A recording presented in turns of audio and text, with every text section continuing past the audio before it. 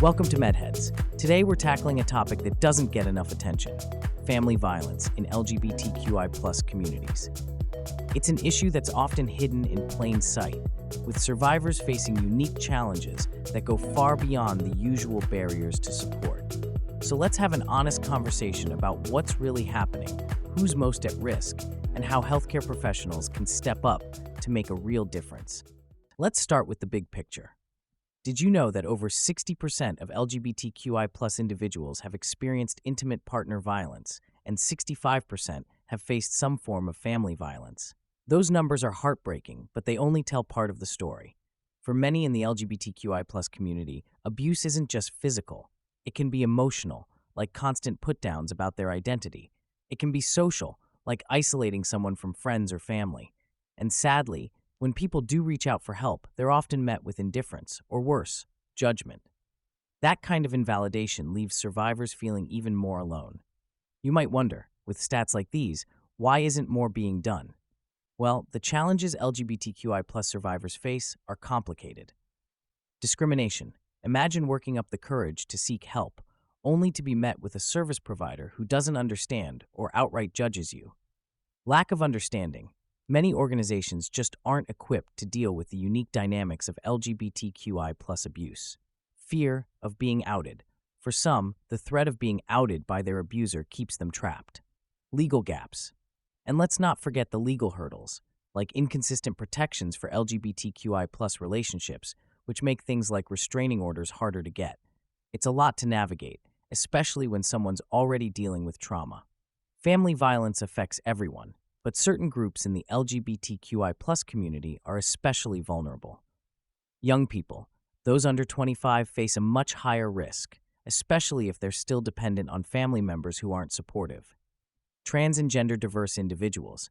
Trans people often face targeted violence, both within families and society at large.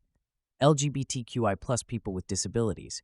When someone relies on an abuser for care, the power imbalance can make it even harder to escape.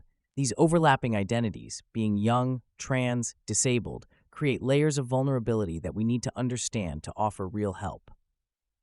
Okay, let's talk solutions. Fixing this isn't going to happen overnight, but there are concrete steps we can all take. Train healthcare professionals. Healthcare workers are often the first point of contact for survivors. Programs like See, Hear, Believe can teach professionals how to spot the signs of abuse and respond with empathy. Build inclusive services. More funding for LGBTQI+ specific shelters, hotlines, and counseling services is a must. Survivors need places where they feel safe and understood. Push for legal reform. We need laws that recognize and protect all relationships, not just the ones society sees as traditional. Raise awareness. Public campaigns can help break down stereotypes and make it clear that seeking help is okay, and even brave. Let's zero in on healthcare professionals for a moment. If you're in healthcare, you have a unique opportunity to make a difference. By creating a space where patients feel safe and respected, you open the door for them to share what's really going on. Be on the lookout for signs of abuse, things like unexplained injuries, depression, or even hesitance to answer questions about their home life. And when you suspect something, approach it with compassion, not judgment. A kind word and a listening ear can be life-changing for someone who feels trapped. Family violence in LGBTQI+ communities is a crisis, but it's one we can tackle together.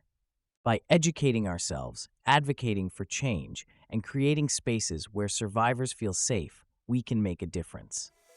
Thanks for joining us on today's episode of the MedHeads podcast, brought to you by meducate.com.au. If you're a healthcare professional looking to learn more, visit us online for resources and courses designed to help you make an impact.